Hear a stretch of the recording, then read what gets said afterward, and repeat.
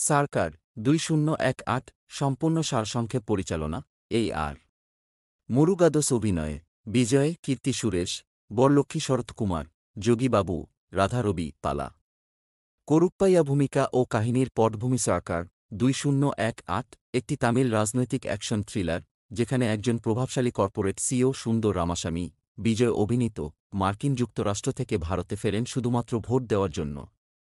কিন্তু তিনি এসে জানতে পারেন যে তার নামে কেউ আগেই ভোট দিয়েছে। এ ঘটনাকে কেন্দ্র করেই গল্পের সূত্রপাত হয়, যেখানে সুন্দর রাজনৈতিক দুর্নীতি, নির্বাচন জালিয়াতি এবং ক্ষমতাসীনদের বিরুদ্ধে লড়াই শুরু করেন। গল্পের বিশদ বিবরণ সুন্দরের প্রত্যাবর্তন ও ভোট জালিয়াতি সুন্দর রামাস্বামী একজন সফল এনআরআই, বিদেশে বসবাসকারী ভারতীয় এবং একটি বহুজাতিক কোম্পানির সিইও। কর্পোরেট মনস্টার নামে পরিচিত সুন্দর তার কঠোর ব্যবসায়িক কৌশল ও প্রতিদ্বন্দ্বীদের দমন করার ক্ষমতার জন্য বিখ্যাত। তিনি তামিলনাড়ুর রাজ্য নির্বাচনের সময় চেন্নাই ফিরে আসেন নিজের ভোটাধিকার প্রয়োগ করতে। কিন্তু ভোটকেন্দ্রে গিয়ে তিনি অবাক হয়ে দেখেন তার ভোট অন্য কেউ আগেই দিয়ে ফেলেছে।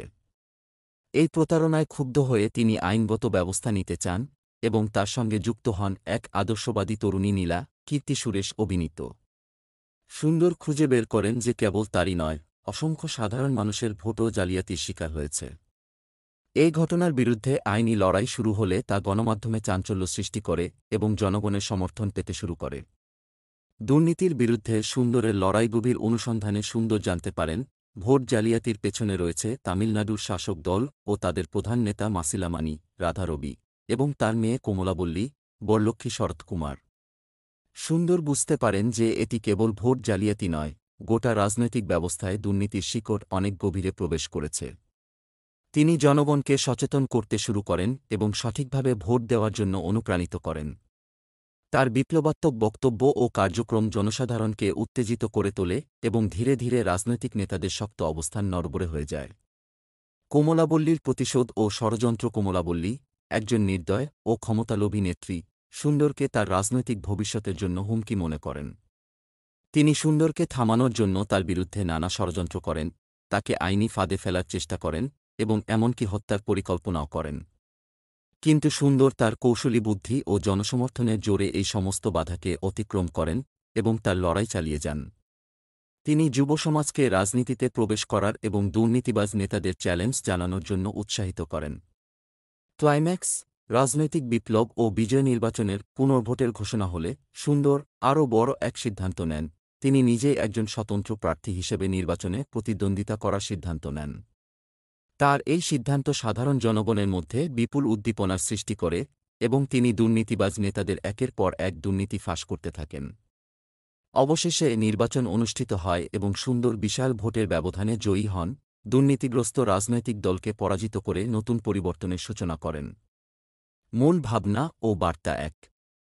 রাজনৈতিক সচেতনতা ও ভোটাধিকার সংরক্ষণও সরকার জনগণকে তাদের ভোটাধিকার সম্পর্কে সচেতন হওয়ার আহ্বান জানায় ও এটি নির্বাচনে কারচুপি ও দুর্নীতির গভীর বাস্তবতা তুলে ধরে।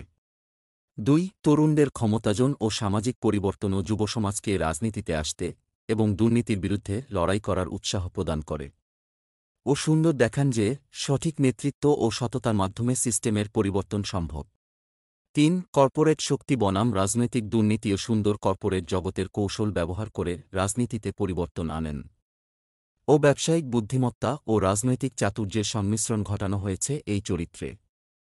৪. নারীর ভূমিকা ও শক্তিও কমলাবল্লী রাজনৈতিক ক্ষমতার অপব্যবহার করেন, যা নেতিবাচক দিক তুলে ধরে ও অপরদিকে নীলা একজন নীতিবান ও সদিচ্ছার প্রতীক, যিনি সুন্দরকে সাহায্য করেন।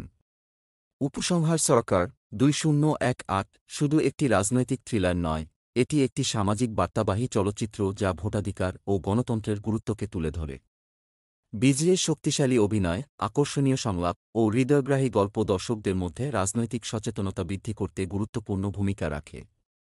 ছবিটি জনগণকে একটি শক্তিশালী বার্তা দেয়, সঠিক নেতৃত্ব ও জনসমর্থন থাকলে রাজনৈতিক দুর্নীতিকে পরাজিত করা সম্ভব এবং গণতন্ত্রকে রক্ষা করা যেতে পারে।